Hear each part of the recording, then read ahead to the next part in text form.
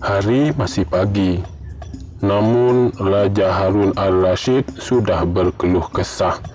Entah kenapa, pagi itu ia merasa tubuhnya nyeri dan pegal-pegal.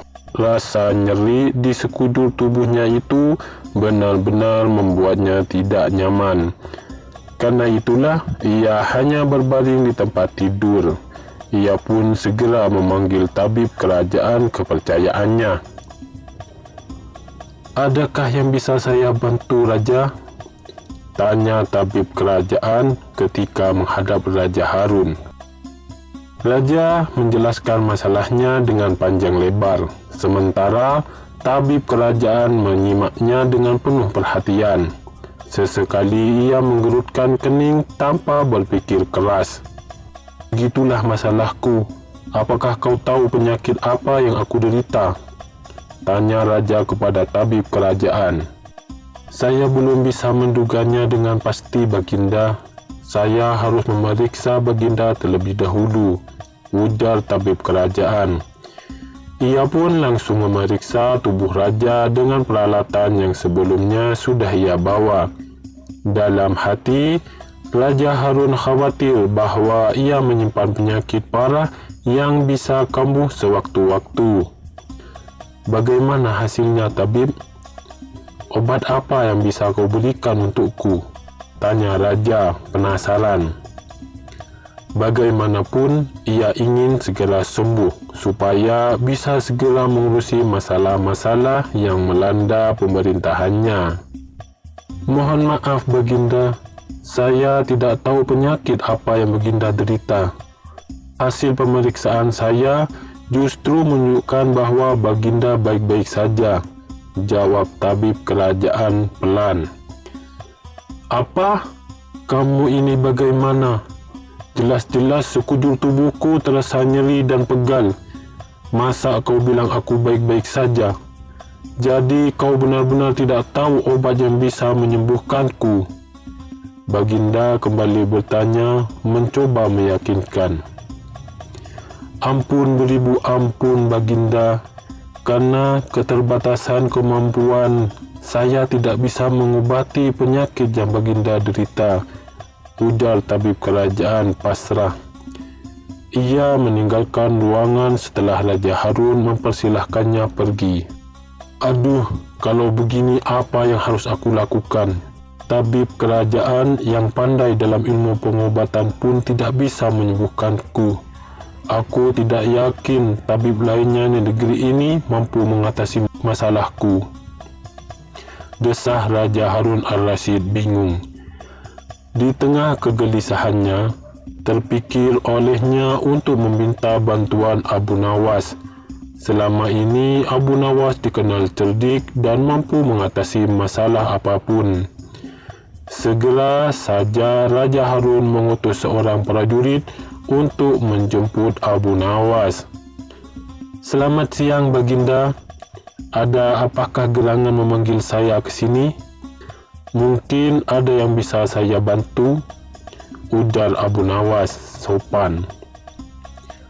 Tanpa banyak basa-basi, Raja langsung menjelaskan duduk perkaranya. "Abu Nawas, aku tahu kamu bukan tabib, tapi aku harap kamu bisa menyembuhkanku dari penyakit misterius ini dengan akalmu. Aku akan memberimu hadiah emas bila berhasil melaksanakan tugas ini," terang Raja Harun al-Rashid. Abu Nawas kaget bukan kepalang. Ia tidak menyangka akan diminta mengobati Raja, padahal tabib kerajaan saja tidak mampu menyembuhkan Raja.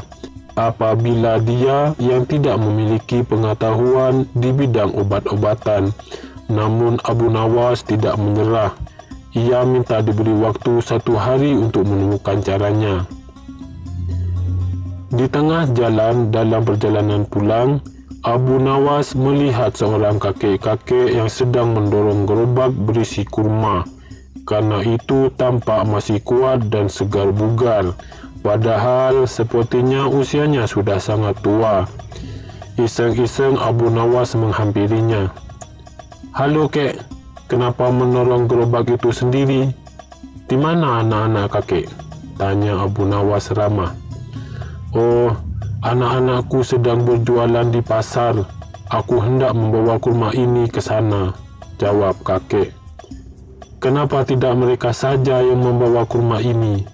Sepertinya kakek sudah terlalu tua kalau harus bekerja sendiri, ujar Abu Nawas. Ah, kakek masih sanggup mengerjakan ini sendiri. Justru kalau kakek tidak bekerja dan hanya diam saja di rumah, tubuh kakek terasa nyeri dan pegal-pegal. Ya sudah, kakek pamit dulu ya. Kakek harus segera mengantar kurma ini. Kakek berpamitan kepada Abu Nawas. Pertemuan dengan kakek ternyata mendatangkan hikmah bagi Abu Nawas. Ia tersenyum riang karena merasa telah mendapatkan cara untuk menyembuhkan Raja Harun. Bagaimana Abu Nawas? Apakah kau sedang membawakan obat untukku? Tanya Raja ketika Abu Nawas menghadapnya keesokan harinya. Maafkan saya, Baginda. Saya tidak membawa apa-apa.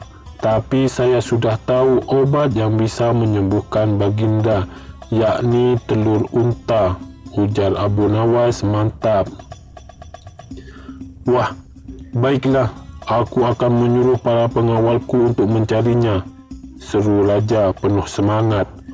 Ia sudah tidak tahan dengan rasa nyeri dan pegal-pegal pada tubuhnya.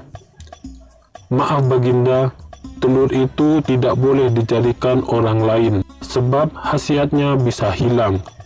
Baginda harus mencarinya sendiri, cegah Abu Nawas.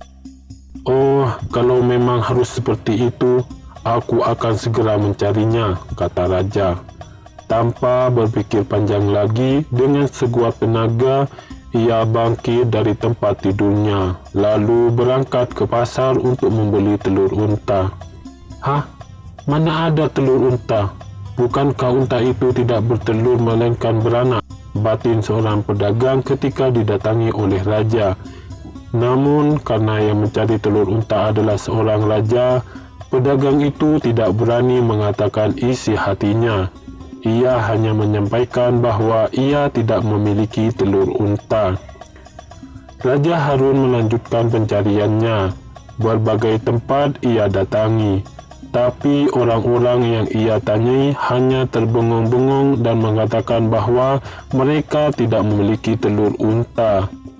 Ia telah berkeliling seharian, tubuhnya pun keringat. Menjelang sore, ia bertemu dengan seorang nenek-nenek. Nek, apakah nenek tahu orang yang menjual telur unta? Tanya Raja Harun. Apa? Telur unta? Bukankah unta tidak bertelur melainkan beranak? Mendengar perkataan nenek, sadarlah Raja Harun bahwa di dunia ini tidak ada telur unta.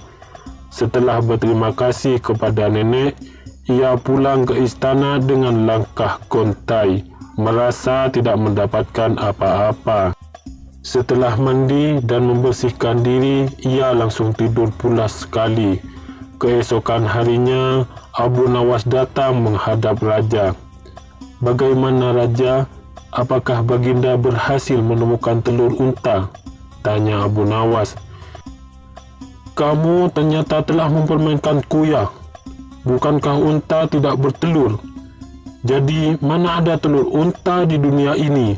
Seru Raja Harun Ar-Rasyid dengan nada marah.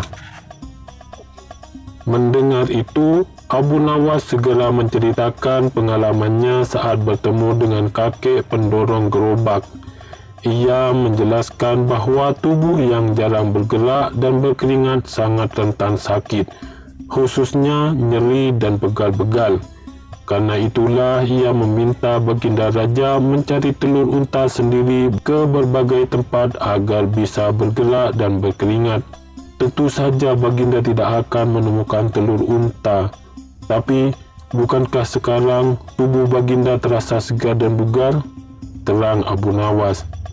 Raja Harun Ar-Rasyid kaget. Ia terkejut karena perkataan Abu Nawas benar semua. Hahaha, pantas tadi pagi aku bangun dalam kondisi yang bugar sekali. Nyeri dan begal-begal pun sudah tidak kurasakan lagi, ujar Baginda senang.